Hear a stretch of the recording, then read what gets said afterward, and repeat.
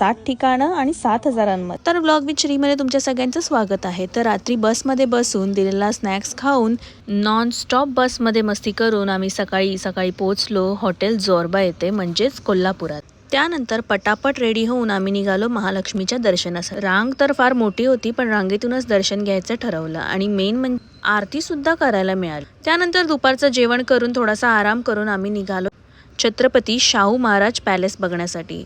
त्यानंतर आम्ही पोहोचलो दख्खनचा राजा ज्योतिबा। आजूबाजूचं थंड वातावरण, त्यात धुकं, म्हणजे एकदम वेगळीच एनर्जी। अशाच प्रकारे पहिला दिवस संपला आणि दुसऱ्या दिवशी आम्ही पहिले निघालो बाळूमामा देवालय येथे।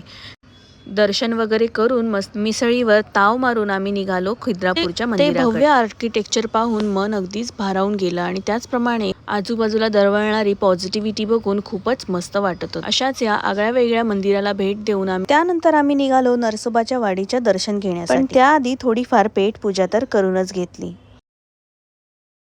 नरसोबाच्या वाडीमध्ये दत्तगुरूंचे दर्शन घेऊन आम्ही निघालो बाप्पाच्या दर्शनासाठी।